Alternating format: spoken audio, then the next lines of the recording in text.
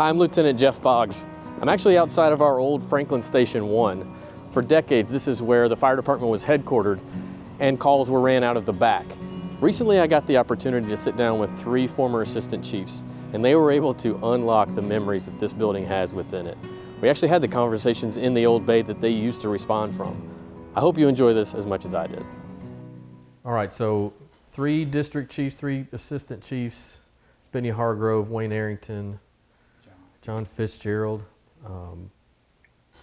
Thanks for coming today. You guys are the pioneers that we've looked up to, that have worked in our era. And Chief, you're the only one that I've actually worked for. I started in 04. So you left in 06. Yeah, 2 years after that. And you guys, we were talking earlier, left in 2002. Right. So as you were going out, I was coming in. I heard tons of stories, and a couple of them were good stories. That's what I was thinking. Maybe a couple of them while John. Now, who always spilled coffee on their shirt? Was that Benny? okay? So I always heard about the white shirts would come on and immediately food would come on them. So. Yeah. Your names are still talked about, and I don't know if you guys realize that or not. So I know sometimes you don't know anybody as you drive by a station, but I promise you, there's enough with Chief Baltimore and Clay Mackey and Glenn Johnson and all these. We still hear these names, so I'm glad that we're able to do this and put some faces to those names. You have a ton of stories, a ton of experience, and we'll just go through some of that here. It almost feels like we're at a fire hall kitchen table where a lot of just nonsense gets talked about. Yeah. But occasionally we'll figure something out that's important. Would you agree with that? Yeah. Yeah. So you're right. Tell me, you guys can kind of round robin or whatever, but where are you guys all local to Franklin? Yeah. I am. Yeah. Yeah, we're all born and raised here, wasn't we, John? Yeah. Okay. You? Yeah. Same here. Okay. So I went to Johnson Elementary School right behind Station 1. Okay. But part of that, you've seen it. You've seen the fire department from when you started. You came on paid, right? Right. And before that, what was it? What was it like? What were the stories that you guys got when you came on? Like It was paid, wasn't it, John? It was paid, and it was also a volunteer. Right. And when there was a call that went out, the old siren would go off, and then it was where you had on your telephone, they would hit one main control button, and the location would continuously go out wherever there was a fire call, whether it was a false call or whether it was something significance. The dispatcher would 906 West Main Street, 906, and you pick up your phone would ring, and it wouldn't say anything, but then when you pick it up, whoever was giving out the location, they would keep constantly giving that location. And that was for the volunteers also, because they wasn't working here, they would come to the scene. Gotcha. So you get that location, and then you go to the scene, and then you assist the forward time, which was, us. Okay. And then you take up from there, or whatever you need to be assigned to do, you know. So, but here, in this bay here was only 3 trucks, a water truck and 2 apparatus, and we rolled out to the location.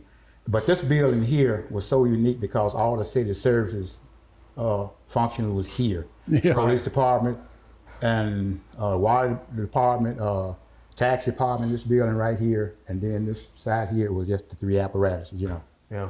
And so everybody was here, Marshall Liggett, Mr. June Bacon, just everybody was in this building, it was a family, Yeah. Amen. Yeah. So, but everything responded and was originated out of here. Just Station 1, that was it. Right. I mean, just right here. And what year was that? When did? I started in 72. Okay. And we run Yeah. county calls, assisted. We run county fires also with the old water truck. They give out a location, and you go to wherever the location was according to the address that you would get, and volunteers would meet you there. And back then, I think it was like people had to pay, unless you had fire insurance, it was Right. $300. $300. You had to secure we answered the call in there, and you know, when they say I got my kitchen on fire, whatever, can you secure $300? If they say yeah, we come, and sometimes pay, sometimes you know, but you didn't square. Well, you know, we went, we respond, so you know. But, Most trouble we had was neighbors calling, lived half a mile or so away, and we called in a house fire, and we would ask them if they would secure the $300 right. for the city to come, and they said, no, let it burn. And we just hang the phone up and sit there. That was before Wow. the rescue squad was formed. And Okay. county don't know what a good thing that is. I But can yeah, imagine. that was some different times. part of a firefighter's job was dispatch Yeah. as well as being a firefighter. Right. Okay. They didn't have dispatchers. I think in '78, somewhere along there, they had the first full-time dispatchers to dispatch for the police and the entire city. But we dispatch, and we run 6-hour shifts, 6 hours 6 on, hours, you know, and then was 4 6-hour periods and 24-hour periods. So you had the first, second, third, fourth, whatever, and you rotate like that. Okay. And yeah, And you work 24-hour shifts? 24 off, 24 48. on, 24 48 off. Okay. No, No, 24 off. Yeah, 24 I'm kill not it, with that, boy. That was a long Yeah, kill. 24 off, 24, 24 off, 48. And you had your Yeah. Kelly Day in there. Yeah, so Okay. at some point, yeah. Now, when we started, John, it was 24 hours on, 24 off, and you done that until you swung over from Yeah. one Yeah. shift to the Yeah. other Yeah. one, and you the one that got the extra day. Yeah. The swing man Right. got an extra day off. Right. But Okay. other than that, we lived 6 months a year at this station. Yeah. Pretty much, yeah. The greatest thing that ever happened was when we went from one day on, one day off, was when we went to one day, 48 hours off. We Yeah. thought we was in hog heaven. Yeah, because it was only 9 You thought they people. done grazed our feet, yeah. we done fled in. And then I think I mean- 7, 8, we had ABC shift. So you off Right. 20, work 24 off 48. We Yeah. thought we was in heaven. I mean, it's like, Yeah. man, you know. Yeah, because So that was a big 24, change here. 24, you're actually here every day. Yeah, basically. You go on to come in every, Yeah. Yeah. Leaving every her- day. This was home. yeah. This was home 6 mean, when months I out walk- of the year. when you come in, you was the swing man when you hard on, Mm-hmm. and you actually worked all 3 shifts until your time come to be off. But you go home on 24 hours after you done been here 24 hours. You go home. That 24 other hours roll up pretty doggone quick. I bet. Because time you go home, you worked on your day off. Mm-hmm. You got sleep, then you come back. Yeah. I mean, you was in and out pretty quick, but Yeah. when we went 24, 48, we thought we was in hog heaven. Yeah. Well, what did you guys do on your off days? Every fireman has a side job. I painted on my off You're day. painting? Okay. Well, when we were 24, I did nothing. Okay. I'd go home, spend time with the baby, and come back to work the next day. But that, like I said, when we went from 24 to 48, Yeah. had a chance to go to work at Beatty's Office Supplies. And I spent about 10 years down there with Bob Schaefer and Myrtle. And then we come back on days when Yeah. at some time during that, and I had to quit there and didn't work anywhere except here at admin. Mhm. And then when I retired, I thought, I ain't gonna do nothing. That's not good English. But that's why I felt about it, but I didn't. I wound up going to Harpeth Ford and going back to work and worked there pretty good while, well, till I quit. Yeah. And it But I'm was gonna- good. But I'm gonna be honest with you. When I was hard, of course, JW approached me, said they were looking for a good man. I said, well, I don't know if I'm a good man, but I'll sure give it a shot. And so I had to go and get interviewed with Mr. Johnny Smith. Now, if y'all didn't know that man, he was a character by himself. He was. And he talked plain, but he meant what he said. And I went down there to interview to get the job. And he said, well, he said, JW said that you might make us a good man. And he said, I'm gonna hire you, but he said, I'm gonna tell you two things. And them two things I think should be in existence today because they were about as good advice as you could hear when you got hired. And this is what he said. He said, I'm gonna tell you two things. He said, what's here at this fire department stays, and what's at your house stays, and don't ever mix them. Yeah. That's pretty doggone good advice. He's pretty So, straight but I up. remember, but I'm gonna finish this. He did tell me that you have to dispatch for the radio. So I started on February the 3rd, that was a Saturday morning. And the first one I seen sitting in the chair when I walked in that dispatching room was Wayne. And I do believe with all my heart, if he hadn't said what he said, I wouldn't be sitting here today. Because I really believe, because I was standing there thinking about leaving. Because that radio was, it was worse than a woman when she's mad at you. I mean, and I thought, I don't want no part of this. But I know the words he said. He said, don't worry about it. You'll catch on to it in 3 days. You I'll had give it a to. shot. Right. And I don't believe I'd been here if he hadn't said them words. Well, you know, it's ironic how things transform in your life. I had never worked or been away from home at night. You know, like, Me either. and so it was pulling 6-hour shifts on the radio. My brother, he was a policeman there, and it had this little room about this size, and it had a pad on the desk with 10-4 and what automobile accident 1056, whatever it was, all them codes back then. Yeah. And they sat there and they called out, one of the cars called out, and they said, that's one of your cars. I said, 10-4, I didn't know what, you know. And I got so frustrated, and then my brother was showing me, telling me, well, that's what that means, 10-8 means, you know, the in-service and all that. And so I done my 6-hour shift. They took me through it. And so I was gonna sleep overnight, you know, get off 24.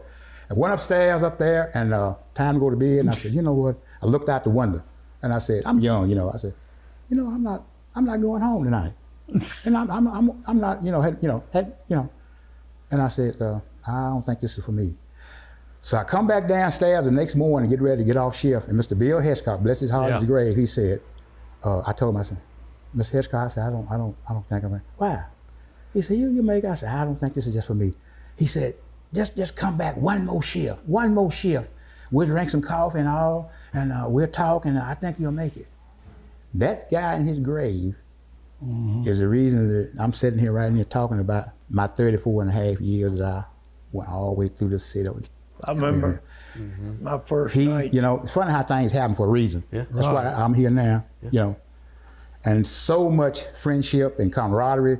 Them guys, all the guys that I've been gone almost 20 years, but I can still look back and see the primary, the primitive things that, you know, went on here and all, on up to y'all advanced and all. And I see the guys in the truck now, and I look and try to see what I don't know them, but yet I said, you know what? That's my family. That's family. I don't know them, but that's my family. Right. And it'll always be my family until they put me in my grave. You know, they Right. say when you join in the Marines, once the Marine, always a Marine. But once you on the fire department, you live, you sleep, you fight fire, you cry on one another's shoulder. There is a connection there that'll always be there. You'll always love the ones you work with. I love them two guys right there, like Oh, man. Yeah. my brother. Sure. Well, They're closer. Yeah. I mean, we've been through yeah. what we've been through. Was closer than what me and my two brothers went through. But we lived together, cried together, worked together, Yeah. and even sometimes we argued together. Yeah. Especially with this joker, you got to argue with him, get along with him. yourself. But the thing I think about it, I think one of the questions that we got was who was your mentor or who helped you get along? Yeah. And I really thought about that. the city's not that way right now, but we were a family.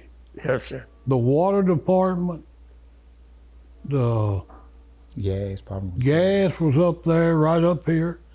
We were all in this police. We was all brothers and sisters. Board man, all of them was all. Everything was here, and one would lead you on where another might drop you.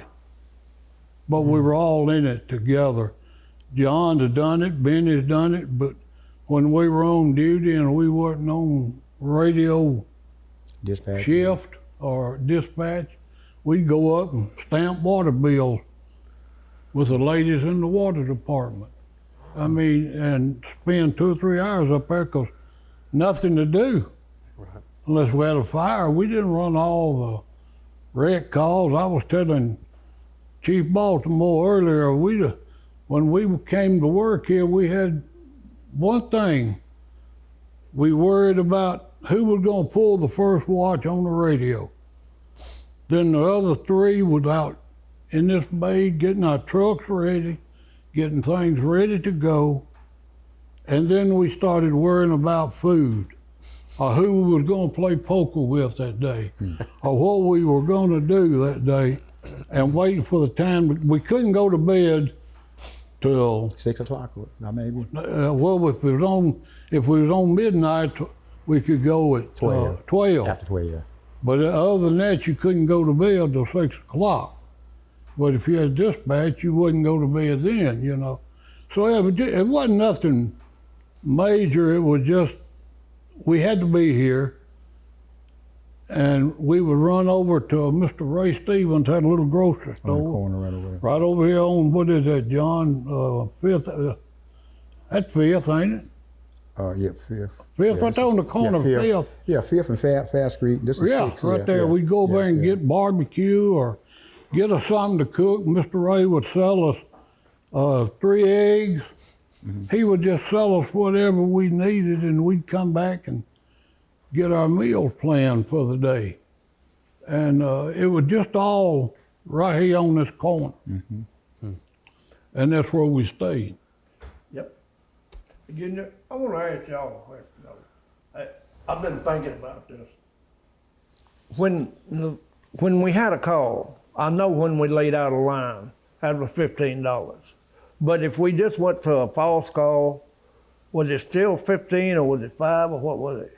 No, I think wasn't it 10, John, just on a false call, and Yeah, then if 10. we laid the I think it was 10. Yeah, yeah, and then if we laid the line, It was they 15. 15. yeah, yeah. Yeah. A little bit of different pay there. Yeah, that yeah. What and I thought about that the other day. What did we had a fire meeting once a month, didn't we? And Yeah. that's when the volunteers That's when we got our extra got pay. their pay. And the volunteers would get paid, I think it was $5 a call, and the regular guys like us, Yeah. if we went to the fire call off duty, we would also get Right. $5.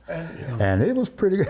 It added up pretty good at the month. We had about 5 meetings, you know, and the dispatch would put out 5 meetings a night at 7 o'clock. And then we had a meeting, we had to get somewhere with. And, you know, it had a ledger book, you know, and how many ever calls you made. And sometimes you get a check for like $25, $30. Man, you rich. Yeah, you rich, Man, then, boy. $25, $30 check. Yeah. Man, this is, you know, it was, You know it was what really. made it good is that fire. When we had that meeting upstairs where we got paid, if say we made $30, well, also the city will also give us a meal allowance of $25. You know, we got that on our 4th check. You remember that? Yeah, but you always spent yours playing Well, that poker ain't- or pool up down in the rec hall trying to make Hey, more I'm talking money about- off of the rest of us. You Let know? me finish talking. Go ahead and run your mouth. Well, hey, but that you'd get maybe 25 there, and then get that other 25 there. That's 50 on top of your check. Yeah. But you were sliding in, buddy. And what was your paycheck? Like regular paycheck? I was thinking about that. Mine was Before I $75. My could- first check was $75 a There week. you go, John. And then you have a meal allowance, I think once a month, they would give you $25 and it'd be $100 a week, man. That was a big check there. Yeah. That's $25 extra with 75, man. I remember- You had some money that week, boy. Do Well, I you? Go ahead, Ben. I remember I was doing construction work, and I was used to like bringing home somewhere in between 175 to 200 a week. But JW told me I wouldn't be making that kind of money when I come in. But he said they do have good insurance, and they pay for your retirement. And I carried my first check home, $65. My wife said, we're gonna starve to death. I said, but you ain't paying a thing for insurance. And I believe that insurance had a lot to do with staying on too. But hey, it was pretty rough when you're taking 150, 175 and you drop down to 65. Yeah. You had to get a paintbrush out. But you had to work a whole lot easier here. Yeah. But I'm gonna tell you something. I think one of the greatest feelings, I still feel that way right today, and I know y'all do, y'all guys just in this day and time, is that one of the greatest awesome feelings is knowing that you can overcome the odds when you go out here Yeah. and the house is all smoked up, and you know, you go in, and I know many times y'all have too, you go in and you bring a child out, you bring somebody out, you bring them out in the yard 2 or 3 o'clock in the morning, and you give them CPR. Well, they didn't know nothing about CPR, we just know we try to, and they okay, and it's like, a sense of purpose, And then I've told it dead body, and you have to, I think, understand the fact that, and I know y'all guys feel that way, you're not going to save everybody. It's hard to comprehend that, understand it, but that's the life, It's been, we told out dead body, we told people out that made it.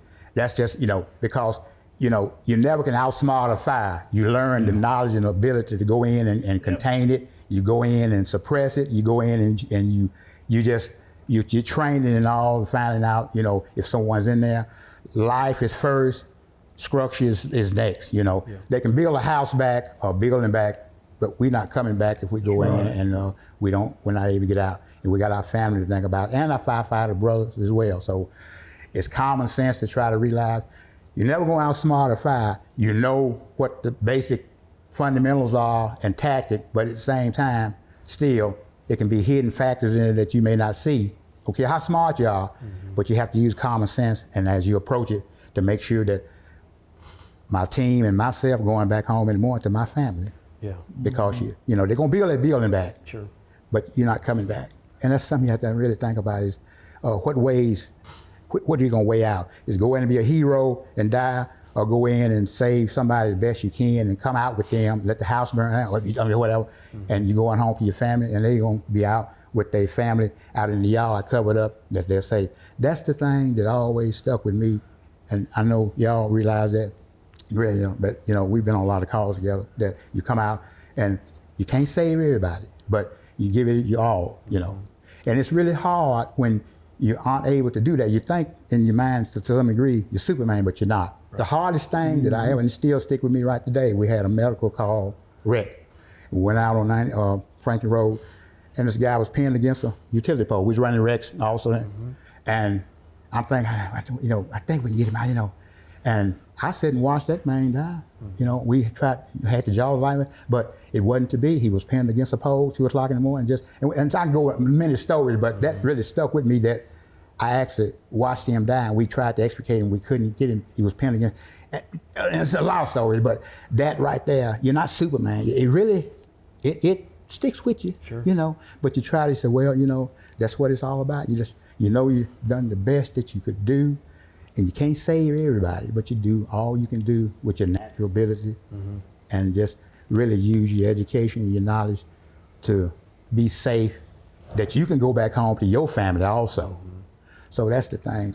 Well, speaking of training, how did the training progress from 72 to 2002, 2006? What did you see the I'll talk on that just a minute. Like I said, training, when we came here, we done the best we could. Sure. Yeah. We had no training facility, and No training. Bill Ford, He made finally. we went out to the sewer plant.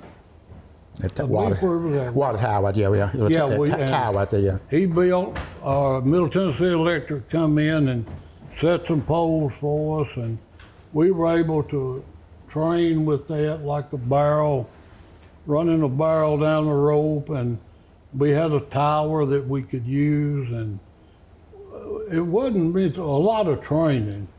It was the best we could have done. Best we could at during what we that time had. frame, time period. Yeah. And but it progressed when Rigsby. Yeah. That's when our training really. Yeah. He worked on us, John. You Yeah, know that, yeah, and yeah, Benny. But it was more up to date training. I was dumb as a rock when I came here. You weren't the only one. I understand Neither was that, I. but I admit it. You know.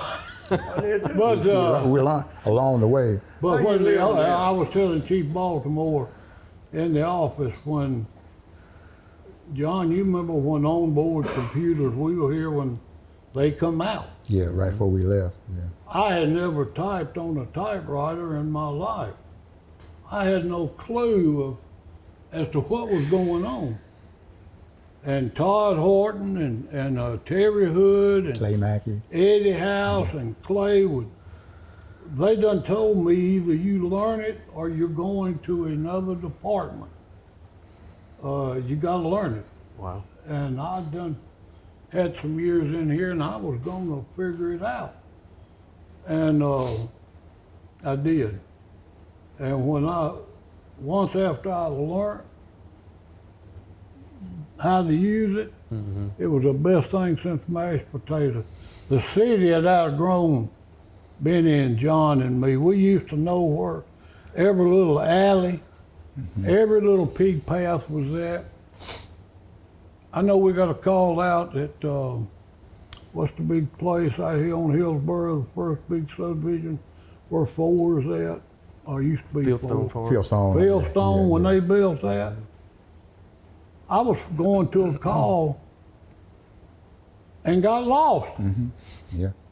I was trying to catch my snorkel truck to follow him out. It was in his district, and we were on another side of town. And when I didn't catch my truck, I thought, well, I'm in trouble.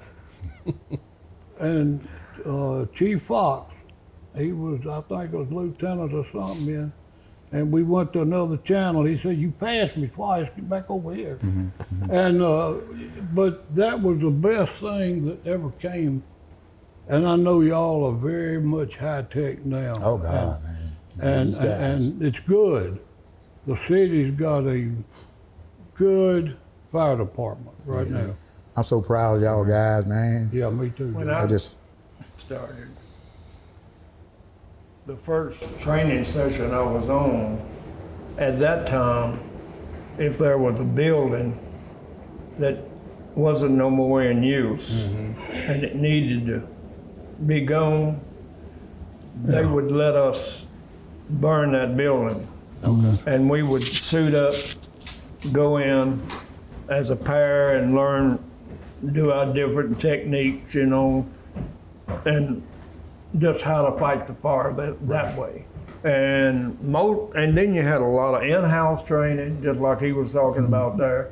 I mean, when you first, there was an engineer, then there was a backup driver, and you engineer then would show you about the pumps, how to put it in pump gear, what to do, and all that. That was done right here. Okay. Yeah. Out in the But bay. as far as the training to fight the fire, on what I remember about myself was when we had these buildings. And every once in a while, do you remember that guy that used to come in here? He was from Murfreesboro, but he would come in every once in a while and hold a session when you had a house to burn. You remember that? Wasn't that Mouse? Called him I Mouse. believe it was Miles. Yeah. Little old short ball-headed guy. Yeah, I think he- didn't particularly like him, but I Well, think he that's who he knew. was. Yeah, I know what you mean. He worked your tail. He put you in a Yeah. the fire pit. We done most of our training. They would send us to Murfreesboro To the state to fire the school. vocational. Okay. And we used the vocational. It's over there right now, and I don't know. I don't guess they use it anymore, but they would put a big pit Or whatever. on yeah. fire with oil and everything. Yeah. And Mouse would hold you back so that thing would burn you.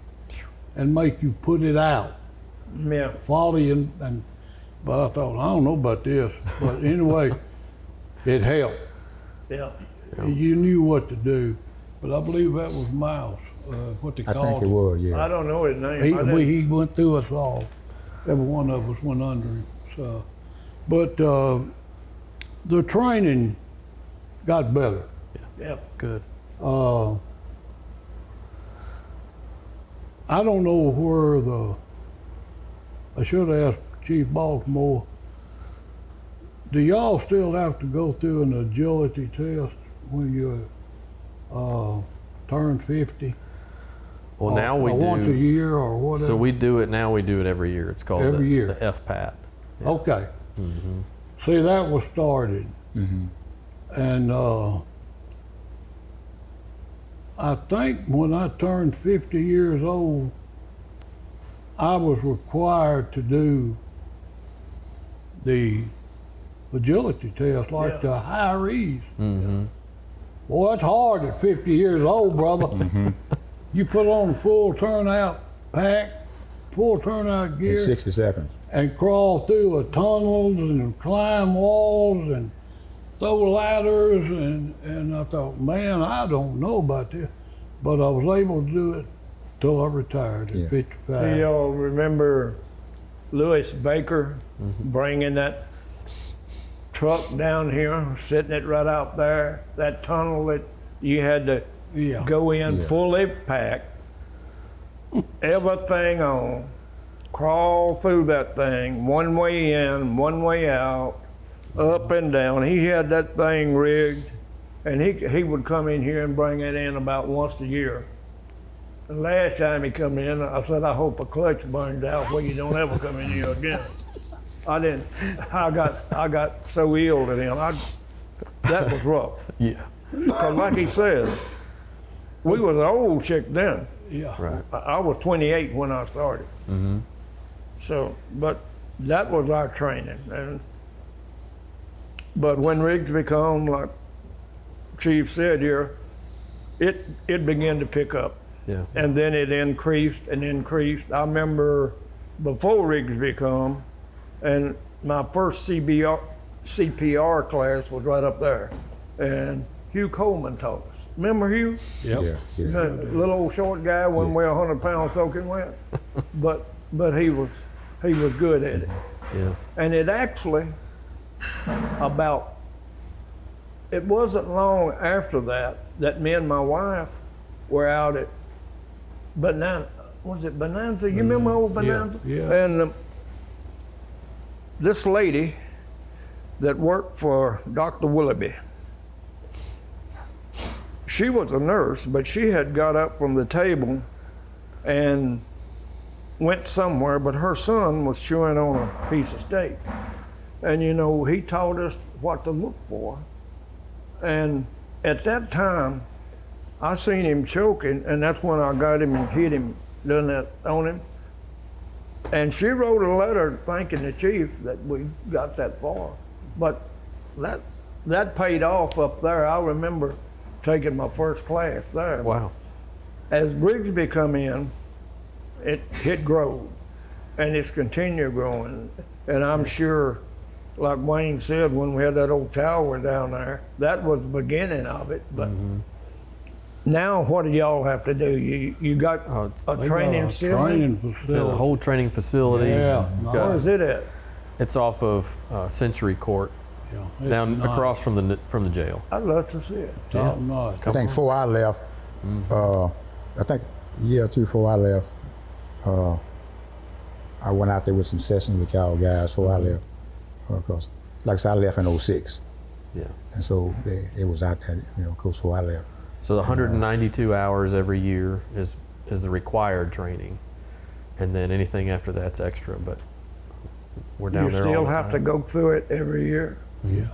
Well, that's just hazmat, EMS, fire, you name it. We're down there training on stuff. Well, of course, we All the got a lot time. of training out there. You know, y'all know Gary. Gary was training officer. Here and there, yeah. Y'all Yeah, remember yeah, that? He yeah. done a lot of it right in there. Medical, he was. Yeah. So talking about instances like your extrication and your your choking save. What, as far as Franklin goes, iconic fires that you guys went to. What comes to your mind? The three biggest I was on was first the old granary down here behind the old coal factory, Moore's coal factory. And then we had I was on duty when my shift was on when the warehouse caught on fire. Because when we pulled out, the black smoke was already here. Oh, wow. I mean, it was hitting us in the face when we went out, and that baby was walking. I bet. And we was over there for about 3 days. A guy died in that. Yeah, you talking about right over here, the old tobacco warehouse. Yeah. Then, and that guy that's, how that started, he was in that vehicle and he never got out. Yeah. He was asleep in he there and was somehow he had, of course you gotta realize, that old barn had been sitting there for years and years and it was all cured out. It was like lighting straw. Right. And I don't know what the car backfired or what he done, but I know he put us to work for about 3 days. The tobacco warehouses was one of the biggest things, wasn't it, John? One of them. Yeah. One of the specifically one I remember was the 5 and Dime store down Yeah. on Main Street about 2 o'clock in the morning, and it got to the point where we called Metro for assistance, and I remember driving 13, pulling out of here and met the smoke, and I was in there and I went down, because doing it the wrong way, and I went down. And I got there and it was bellowing out. And anyway, you hooked the fire. I said, I think I told Chief Lee, I said, I'm gonna hook to the hydrant. So I went and I passed, we got to the house. Well, the hydrant hookup is on this side. So I hooked it and went around the square and come back on the right side. You looking for water, that's all you was on. And come back. But that was a very learning experience on, utilizing personnel and getting everybody in place, and we didn't have a command structure then. It was just run and gun, just go for what you know. And so, but we got through it. But, we had high-rise fire wasn't really our specialty back then because, in fact, we didn't have an aero truck at that point, at that time anyway. We always called Metro to come down. Actually, they came at Ben Frank 5 and Dime. Metro backed us up on the Yeah, water. they would come. We called for them, of course, time to get here. But that was the old days, and we done the best we could with what we had. Because Cool Springs was just farmland. It wasn't Nothing Wasn't was nothing. Yeah. No. I was telling Chief Baltimore earlier, and I still can't think of the name of the apartment. He called it, but it really don't ring to me. Where was it at? It was right on Brentwood, Franklin, Moore's, Like the Moore's landings? Lane, I The believe. I wasn't landing. What now? I can't remember. It's been too many years ago. Yeah. But we were at Station 2. We were stationed at 2 for a while, Mm-hmm. And Culberson was driving, Mike Culberson.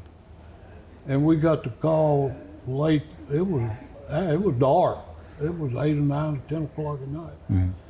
And reported structure fire at that location. And we left in the truck, in command truck, and went out 96 and turned up where the McDonald's is at. Man, I done forgot all these streets. I don't live here no more. But when we topped the rise at Centennial, the whole sky was orange. And that's when I went on and called for Station 4 and Station 1 to send additional help. Yeah. And I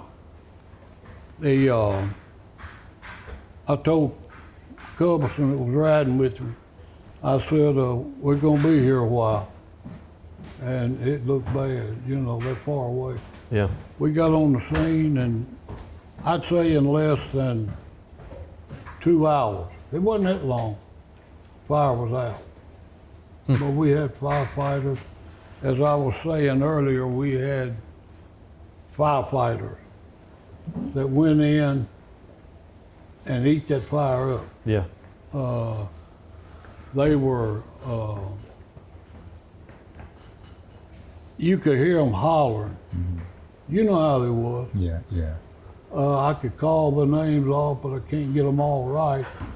But we were sitting in the command truck. Culberson was keeping our marker race board where we had Accountability. every guy and where he was at and all that. And it went smooth. Yeah. But I heard a racket. Sounded like a bunch of people fighting. And I asked Culberson, I said, what's that racket?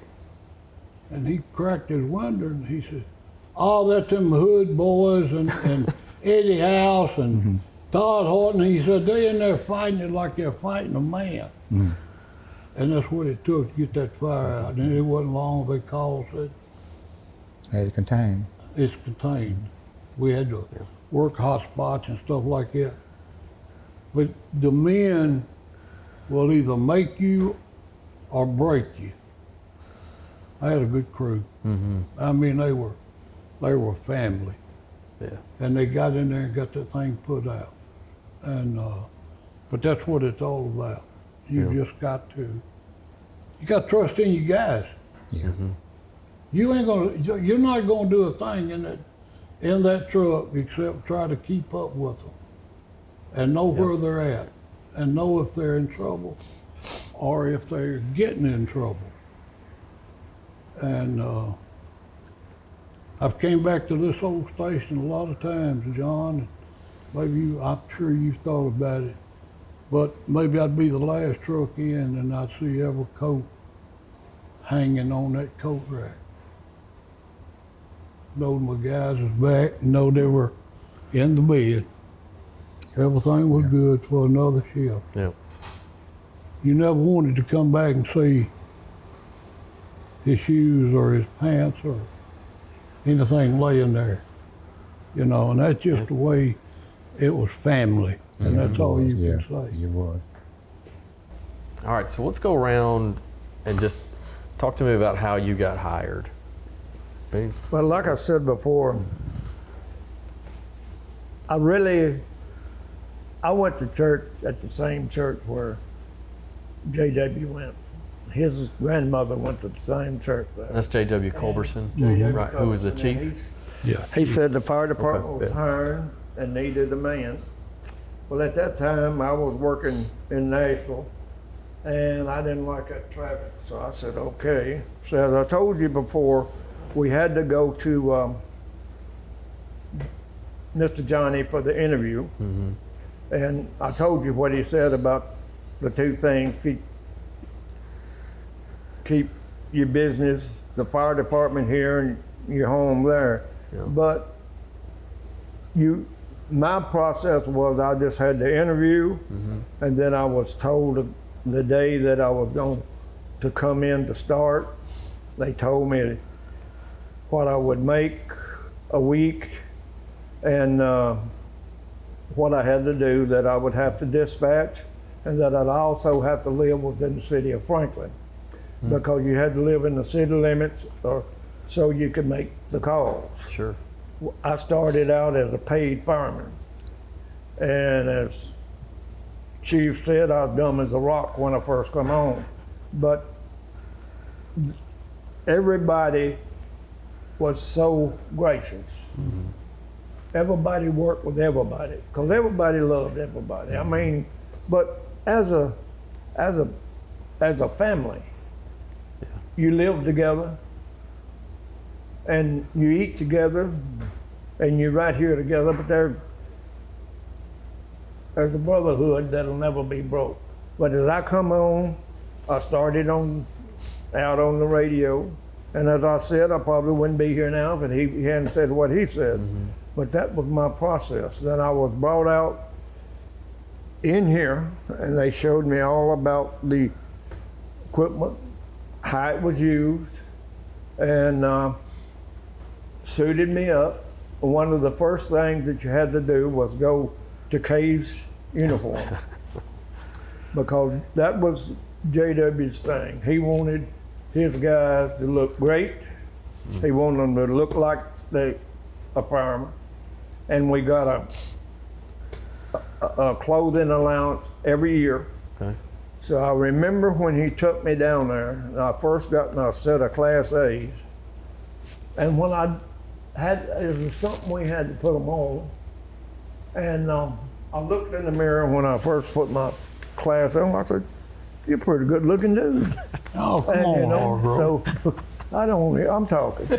And, but that was the process, brother. And it just went great for me. Yeah. Chief, what about you? Same? Was it any different? A little bit. I was working at Harpeth Ford, and somebody told me about the fire department was hiring. I didn't really think about it, and so lunch break, I got in my car and drove up. Old water department was right there on 3rd, right next to where you live, wasn't it, John? Where Johnny's office was at for years. Oh, Second and Church. Okay, second. I went up there and the lady was in the office, and I said, "Is Chief Smith in? I'd like to talk to him about getting a job." And she said, "Yes, just go on back." And I walked back in his office, Jeff, and I couldn't see him. Books and papers and things was piled up around him. He was also the water department supervisor. He was the assistant volunteer fire chief. Wow. He was a volunteer chief. When I came here, we had a volunteer chief, volunteer captain, and a volunteer assistant chief, Bill Hughes. You remember Bill? Yeah. And that was basically our structure. And so I walked in, and he said, "What do you need?" And I said, "I'm just trying to get on the fire department if I can." And I can't use his words, but he said, "Are you worth a quarter?" And I said, "Well, I'll try to do what I can. I don't really know what I'm getting into." And he said, "Well, I've got a bunch of men up there, and they ain't worth a quarter, but," said, "they've got to eat and they got families, and I just can't fire them." And in my brain, I thought, this is the job I want. You know, Yeah. and I went and got the application, went and filled it out. And this is the way it worked 30 years ago, 30 plus years ago. I was working for Terry Hood's daddy. He was my supervisor at Harpeth Ford Body Shop. And I saw Chief Smith and Chief Culberson walk in. I thought, man, what are they doing here? And this was a year or so prior to that. And they all went in Charles Hood's office. I went on back to work, and Charles come out there to me and he said, "Do you want to go to work for the fire department?" I said, "Well, yeah, but it's been a year or so since I've talked to anybody." And he said, "Well, they're ready to hire you." They come and asked Charles if they could hire me. That was the process. Wow. And Charles told him, "Sure, if he wants to go to work for you." So I went in, and old Johnny, y'all don't know him, but John, he said, "Are you ready to go to work for the fire department?" And I said, "Yeah, if you want me." He said, "Do you want to give RC a notice?" And I said, "Yeah, I'd like to. I'd like to give a 2-week notice, Sure. if possible." And he said, "Okay, we'll see you in 2 weeks." Well, as things go, Charles Hood went to get our checks at the office, and when he came back, RC was a great guy, worked with him for years, but he told Charles Hood, said, "You tell him I don't need his notice. He can leave today. Tell him to pack his tools in his truck and carry them with him." I thought, boy, this is quick. I'm out of a job. So I came right here to the station, and Bill Heathcock was a lieutenant on shift.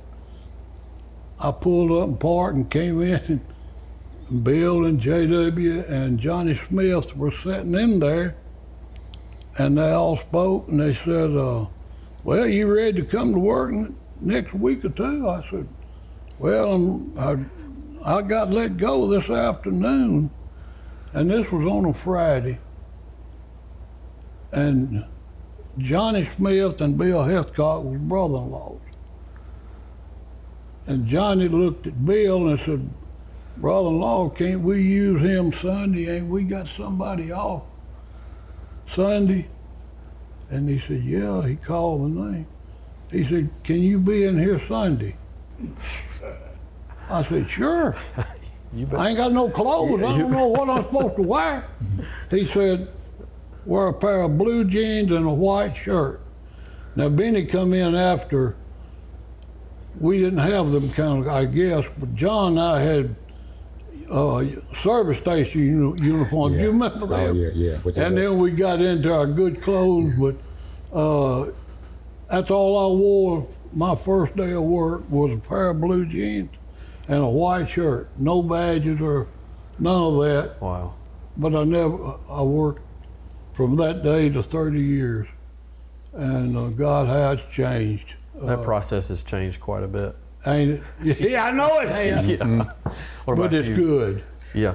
Well, like I said, it was by accident. My brother worked here, and by the grace of God, Horace Smithson was a firefighter here, and he was a swing man. And so he quit, and my brother, like I said, he was a policeman then. He said, there's an opening here.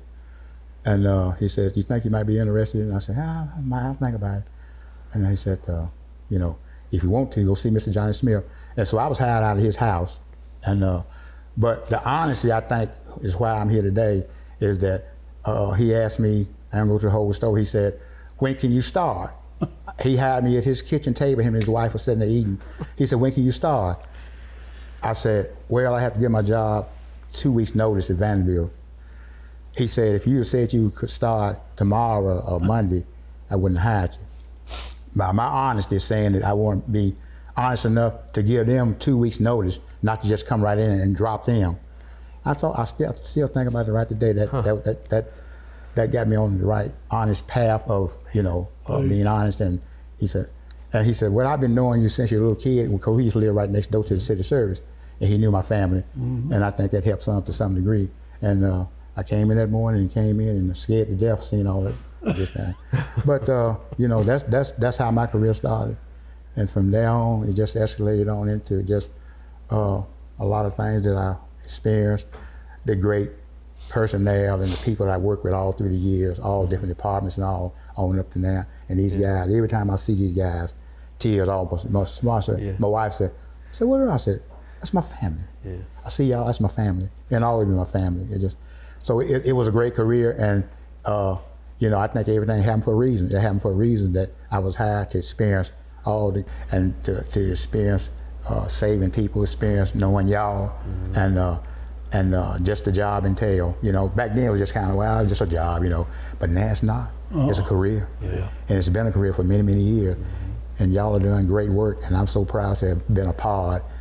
Whenever I see a fire truck, I see y'all. Yeah. It's almost like my wife said, "What's wrong with you?" I said, "That's my family." Well, speaking of, if these walls that we're in now could talk. These walls talk. Because we're in We an old. can't say it. There's what was this? A funeral home first? Yeah. That Right. was a funeral home. Recreation room right up And there at the then pole. it turned into It city. turned into City Hall. Yeah. And I remember John was talking about his first night to stay overnight. I'd heard this was a funeral home. I actually, as a little boy, was here with my dad when he'd come. There'd be somebody here, and he'd come visit. Because I remember when I was about 8 years old, standing out there. But I remember my first night here. But this being a funeral home, and of course, you got to know Bill Heathcock, and you got to know Mr. Johnny Smith, because He always called me when he talked like Hargrove. He'd call me Hargrove. But I'd heard about stories here about the ghosts and all that, and I'm supposed to go up and go sleep. So I didn't sleep the first night. I laid up there, but I got up about, because I wasn't on radio, but I got up about 2 o'clock and tell you a quick story about Johnny. We always, if you pull midnight, you always looked at that clock at about 5 o'clock, because you knowed he'd be coming in, and you wanted that hot pot of coffee made. Percolator. It better not be cold. And he would say, he'd get his cup of coffee,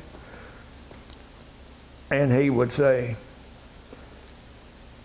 you can go on home if you want to and get started early. I said, all right.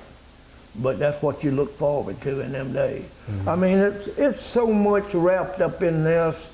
Words can't tell what your life, what this means to you, what this building means. Yeah.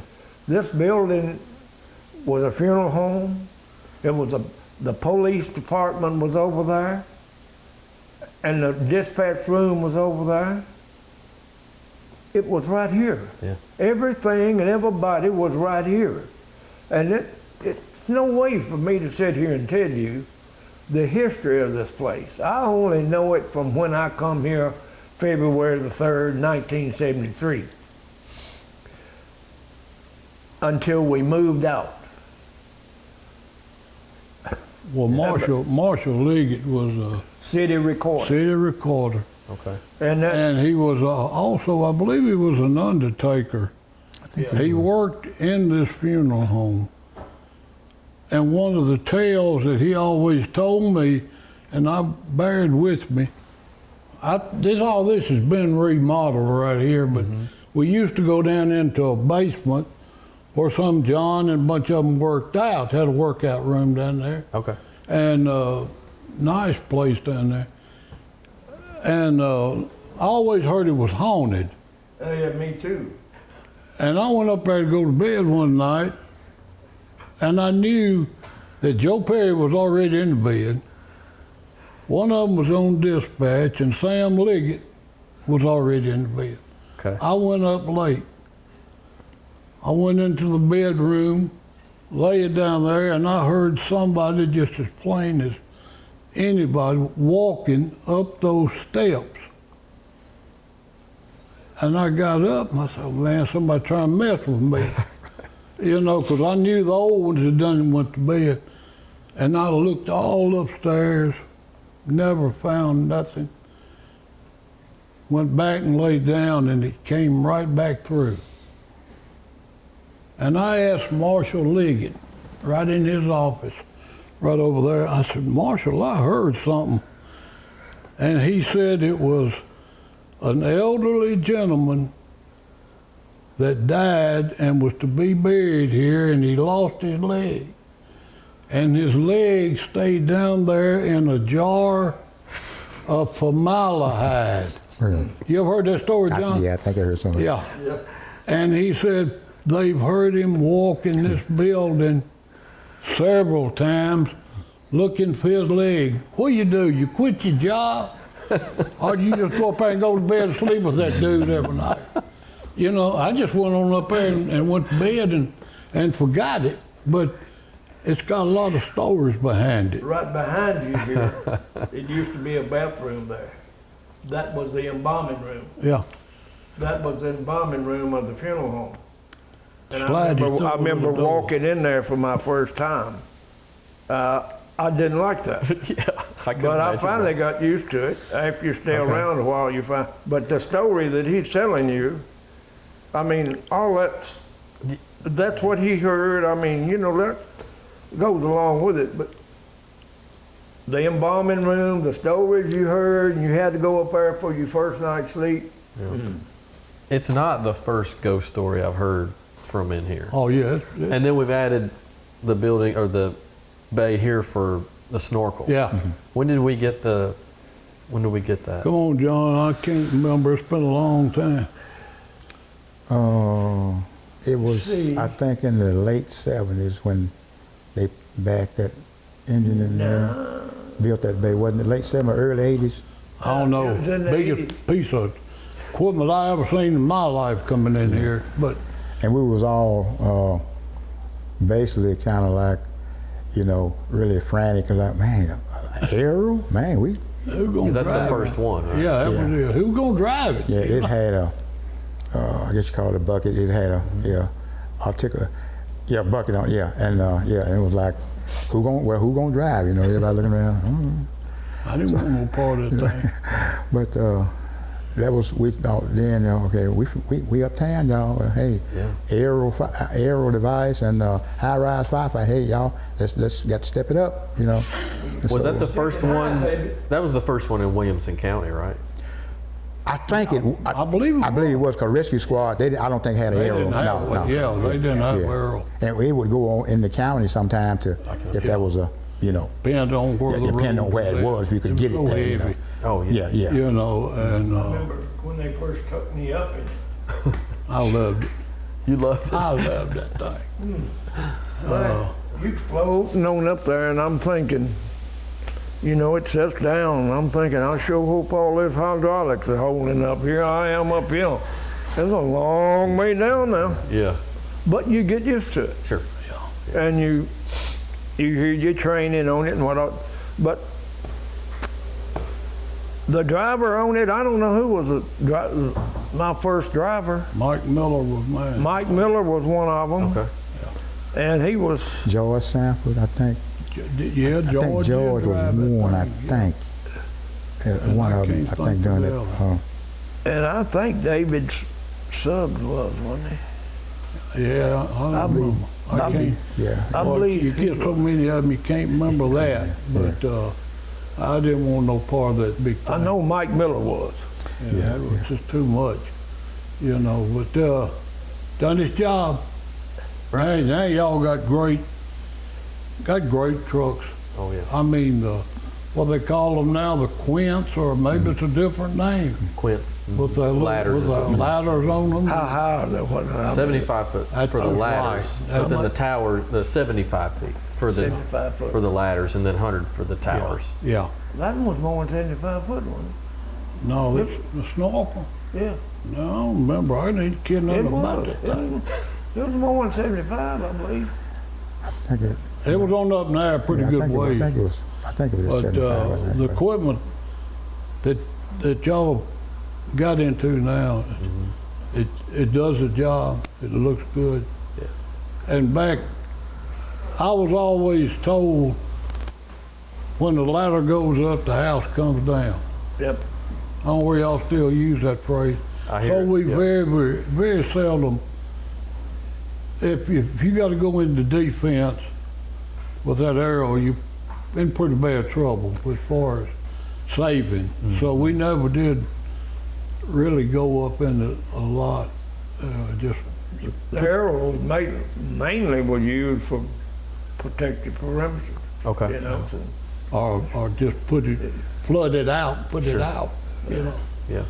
But it's all got its purpose. But you asked something about city limits. I was born and raised on Hooper Lane, I know what that is. Hollandale Oh, Farm. Hollandale, yeah. I played in the barn that they've just remodeled when I was a kid. Midnight Sun was there, and I went down and watched them carry him, but I was born and raised there till I got married, and then I moved to Flat Creek area, and then when they made us move back to live in the be city, in the then city I had to limits. come back. But yeah, I'm a Franklinite. was the best news of your life. Yeah, I hear you, but yeah, I ain't talking about that. But the city limits wasn't nothing. I think, and the best I remember, the city limits started right there at the Harpeth River Bridge coming in on 31. Okay. That goes back a long time. And it wound up out here on Columbia Avenue, about where Lofton, the nursing home, the old Globe beer joint. Somewhere along in there, yeah. It was short. I mean, you could almost throw a, but God, look at it now. You could run the city with 2 trucks basically in them days, but the fire load and the emergency call load, you can't do it. You couldn't do Now, that. what about air packs? We were talking about air packs. Yeah, we were talking about that when John and Benny came here. We had 2 It was only 2. Scott air Yeah, packs, and they were kept on. One of them was on the 14, and one of them was on 13. You didn't touch that air pack. Better be an emergency. It was made for rescue, Yes. not primary search, or not just go in and look around. It was made for rescue. So what would you do then? You would get it out, one man, pack up. I mean, if you didn't have a rescue, you would just go You in. just leave it sit there. You would take, and L.E. McKee, he was one of, but we all did it. You just grabbed you a handkerchief out of your bunker pants and wet it, put it on your face, and try to go in with the dragging the hose looking. And when you got where you couldn't breathe, you turned around and you come back out. Actually, it wasn't protocol to actually use them. It wasn't. Whenever you finally, the chief or something said, we need to go in and somebody's in there. Other than that, you didn't touch them. We Oh. only had 2. That's right. And we couldn't even fill them here. You know, Right. Oh, they had to go to Nashville. yeah. And that's the way Fill it air was. bottles. So you would get to a fire. Yeah. And if there was no rescue involved, You just If you pulled up in front of a house and you said, my Aunt Mary's in there. Yeah.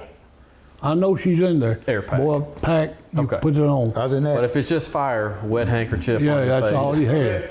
That's all you had. Okay. Yeah. And, That's changed a little bit. Yeah, a lot. We have 20 air packs at our training center. Every apparatus has air packs. Plenty of bottles, plenty of filling stations. And the old tailboard, he don't even know what I'm talking about. Riding the tailboard, that's the way you come in. Oh, I love that. You I wish we could have ridden tailboard. You hit the tailboard, that's where you rode if you was a firefighter. You rode it. Yes, you rode it. it was something about riding the tailboard Yeah, it was. that seemed like it was just, man, you was this tough kid, man. You riding the tailboard, you pull out of here, and it go down and go out, man, and go on that way. If it was something out toward Jameson or downtown, you make a left and go the wrong way, and you turn and go out.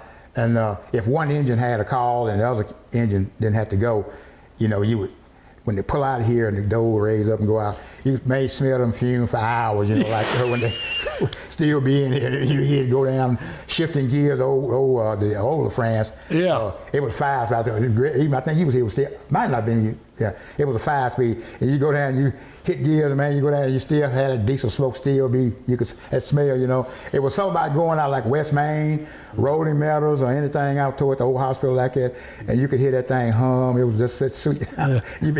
It was just It something was going a trip, like that. man. And the younger, I'm sorry, Jeff, I'm not talking about you, but the younger generation don't have that experience. I think a couple people got backed over and killed, and then they finally made them quit doing the tailboard thing.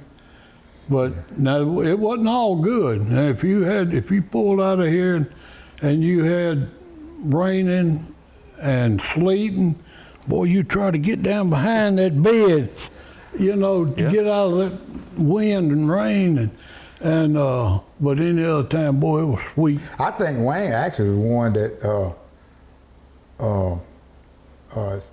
got the backup beepers on the truck, got installed. You remember that? The what? The backup beepers, you put the reverse. Yeah. Yeah. Yeah. I remember when we first got those, and I was down here rambling around. He said, come here, let me show you something. He said, get it in and just put them in reverse. I didn't know what he was talking about. I said, for what? Just cut the switch on, cut the reverse. And he gave that backup beeper. You had just got them installed. You said, yeah. Yeah. And that was when we first, oh God, man, back late 70s, man, I guess. Let me ask something about that. John knows and Benny knows what I'm talking about. Do the new trucks come out, do they have the automatic chains for snow and sleet? Okay. See, that's all that, They put a path in front of the. yeah, they got you got a switch on the dash. First ones I seen, you pull it and the little motors throw down and throw them chains on there. Drove them. Yep. I remember the days when we would have to watch the weather, and if they were calling for snow and ice tonight, You put we'd have to get out here and chain up, put the tire chains on. Yeah. put the old tire chains on, and then it don't come or didn't happen. Then you go out on the call and the chain will break and it beat the side out of a fire truck, you know. But how things has changed, you know. But that's just the way we are. I mean, you got to, Of course, the population there, one but 6,000 in the whole city. yeah, 6,000? yeah. Look how It it's wasn't changed many. now. It was small town, Yeah. small town. I tell you what scared me to death was when we first got into running medical calls. We all had to become certified, Yeah. not EMT, but EMC, yeah. And EMC. man, I'm thinking, scared me to death having to go out. You know, and that was when it was kind of gave me, I think, taught and got some of us certified, I think. But that was like a big transition during that time where we had to get medical certified. And I remember going out on the first call, and somebody I think had, you know, had respiratory arrest or whatever, and Jerry said, "Oh, come on now, just roll them over, just vital signs, what?" I forgot all about it. I didn't pass the test, but I said, "What vital sign?" What? Yeah. But it's just looking back at that, boy, how, you know, how the progression has been made, but y'all just. We was talking about the tailboard a while ago. We had a call somewhere out, like you said, Rolling Meadows somewhere, and I was on tailboard with Joe Perry driving, and we got right up here to 9th and West Main, and I'm seeing the car coming across 9th, and I thought that dude ain't gonna stop, and he didn't, and he run into the side of the fire truck. And Johnny Smith was behind us, and he stopped and went over to the car, and he says, "Anybody hurt?" And they said, "No." He said, "Let's go to FAR, boys." And we left, Just left. sitting right there. And I thought, boy, how things has changed, you know. Yeah. But you can't complain. It was good to I know me. we got to wrap this up. I'm gonna say this. It's been such a great brotherhood, and still one of the main things that still sticks with me is just seeing y'all guys in the brotherhood Yeah. and truck. That brotherhood is just, I always say and tell y'all from time to time, I say, this is my second family. Yeah. And I always treasure what I experienced and seeing y'all. I'll always treasure that. I'll always. Yeah. Yeah. That's Well, as we do wrap it up, I do want to thank you guys sincerely from everyone at the fire department. We appreciate what you've done for this department and for the city. It's remembered. It doesn't go unnoticed. And coming on in 2004, I certainly heard the names and worked with you for a few more years. But I do encourage you, anytime, swing by a fire station and tell them who you are, and have a cup of coffee or sit down and tell some stories. It's good that the younger generation knows where this department came from. Yeah. So, I just say, I'm so proud of y'all. So proud of y'all guys. Yes. Just so, it just moves my heart just to see y'all. So proud of me, have been a part of what y'all and how far y'all have come and still the advancement. So proud of y'all guys, man. You're still and always will be my family. Amen. Y'all still, when you like go in for positions or you do, how do you do that now? Like if you say you go in for, you lieutenant, say you go in for captain, how's that go now? it goes a little bit different than it went going to someone's house and having a meal with them. I wish that was I wish that was it. Yeah. But there's some different testing processes and essay and interviews Right. and you're put on a selection list and chosen from that list. when I made captain, John and Wayne were already captain. But that, when they made captain, then that was when Rigsby was here. And he went through the process of interviews, written tests, and seniority. Seniority counted so much, written counted so much, and then your interview. And the interview was 3 different chiefs. They wasn't from Franklin. One was from Smyrna, Murfreesboro, and I think the other might have been from Nashville. I don't know, but they wasn't from here. Okay. And I remember when it come my time to go in for the interview, I thought back in the Bible when Daniel entered the lion's den. I said, Lord, I don't know how Daniel feels, but you know how I feel. I'm scared to death. And I don't know who's in there. I never had seen them, but I said, I'm gonna walk in there and depend on you. Yeah. And that's the way it happened. And you retired assistant chief? Well, so you did. yeah. You did well. What's that? Yeah. What's that? We wrapping? One of the first things, and I guess it still sticks in my mind, and I'm gonna hurl up about it a lot, but it don't do any good. My wife, closest I ever come to getting fired with this fire department was I washed the coffee pot. You need, well, y'all don't use the percolator, John called it. I done forgot. And I was trying to do another good deed. That thing was as black as your boots, and one of the policemen said, why don't you wash that pot up? And I did. And when Chief Heathcock come down, boy, I like to got sent home.